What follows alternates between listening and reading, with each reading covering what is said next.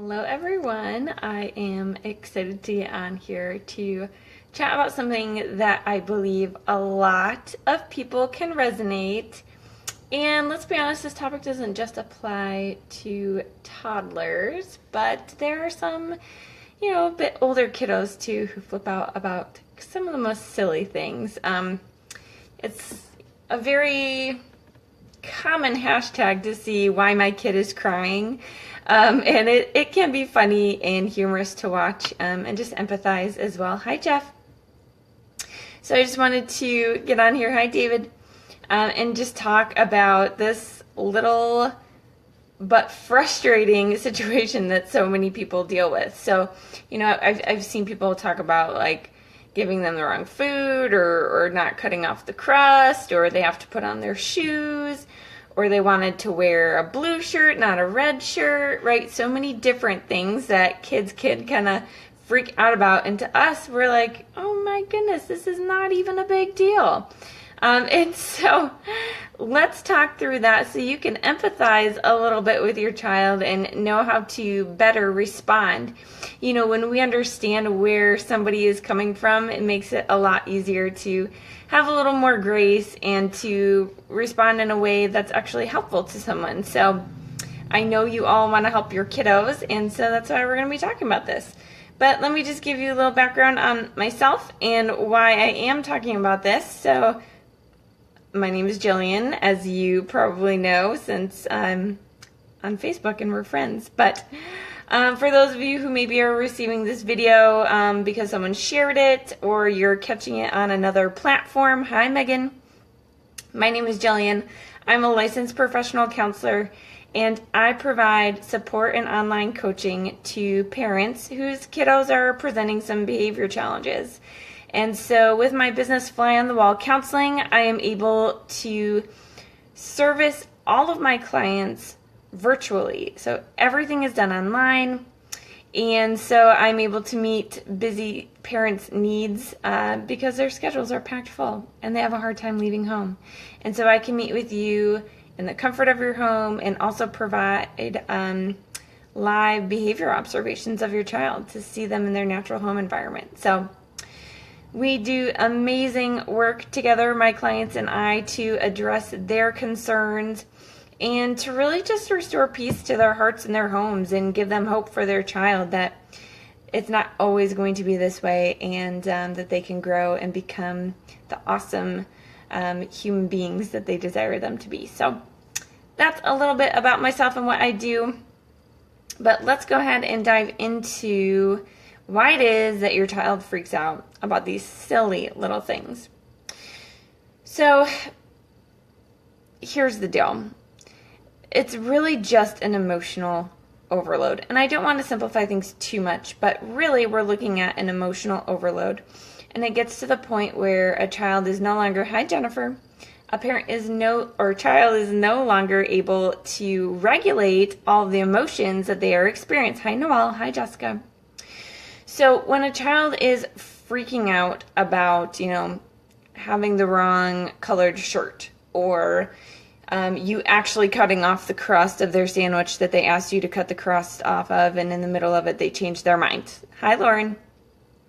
So, hi Heather. Good for all. I'm so glad to have you all joining.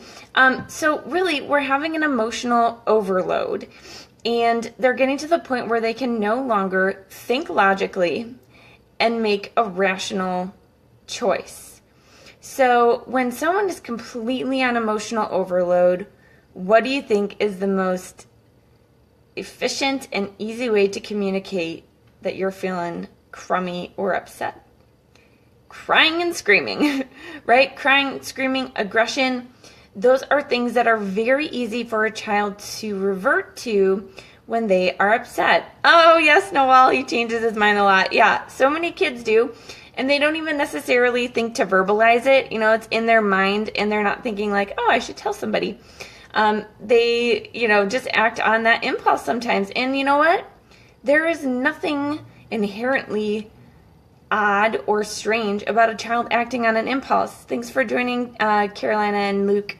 So a child has impulses, and they do not yet have the emotional maturity to necessarily control those impulses.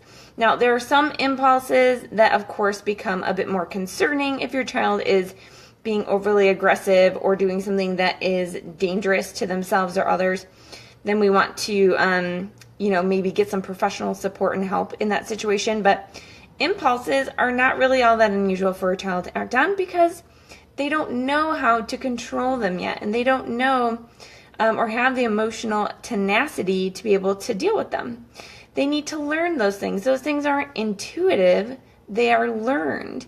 And so they are really relying on you to be able to handle and teach them in those moments where they're flipping out because, they wanted something different, or, they had a thought in their mind that they wanted to follow and you didn't do it because there's no way for you to know they didn't tell you.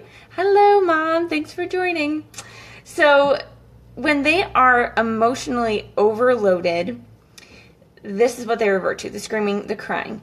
And, I think that we can all have a little grace for kiddos, and I can talk about an experience in my own life to just be transparent and raw with you all. So, and hopefully you can resonate with me. I don't think this is something only I deal with.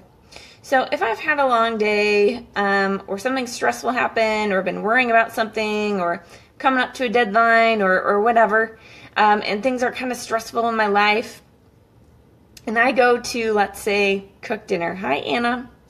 I go to cook dinner, and, I drop something, so I'm like, oh, man, dropped something, but okay, let's move on.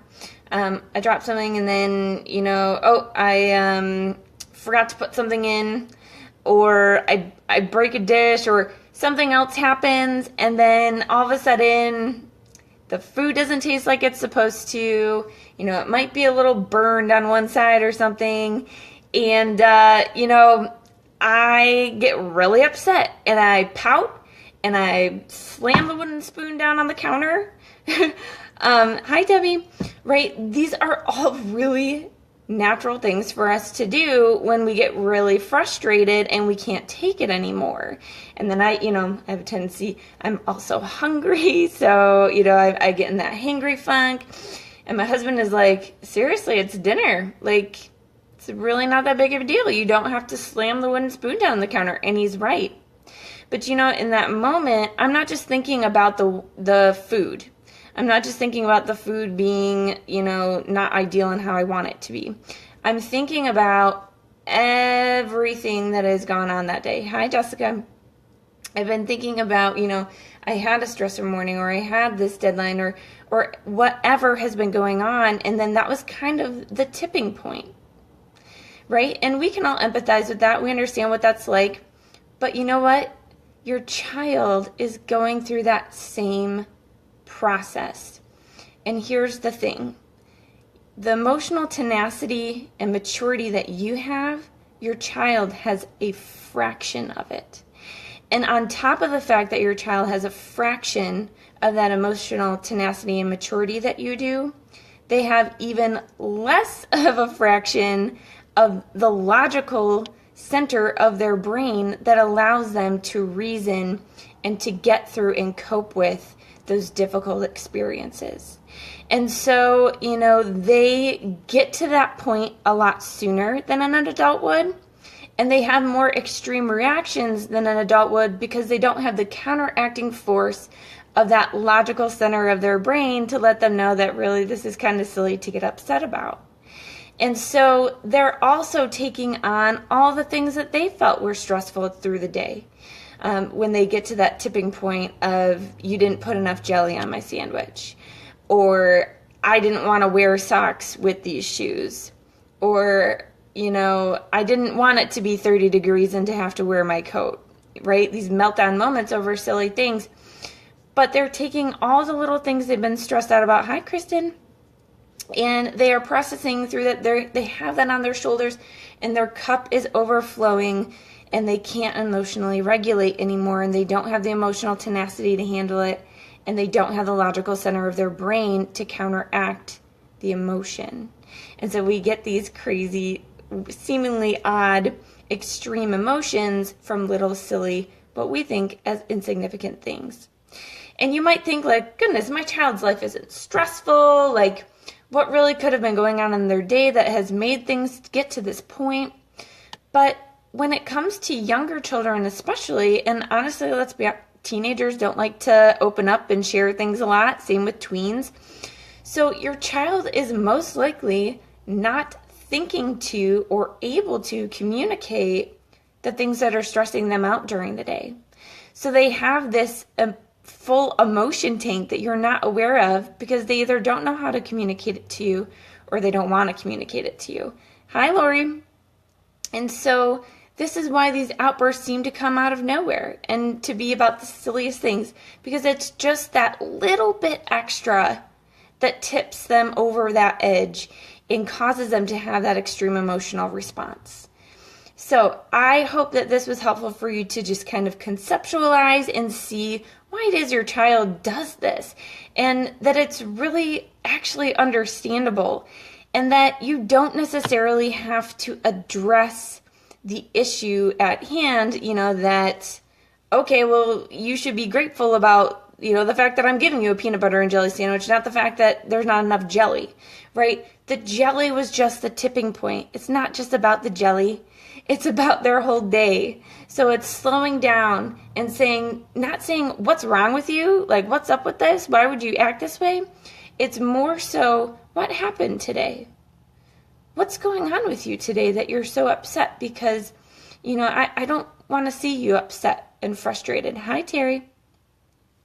So looking back, having some empathy, knowing that it's not just about the silly thing, it's about much more than that, and getting your child to start verbalizing and expressing those internal emotions so that maybe things don't ball up as much and overflow on those things.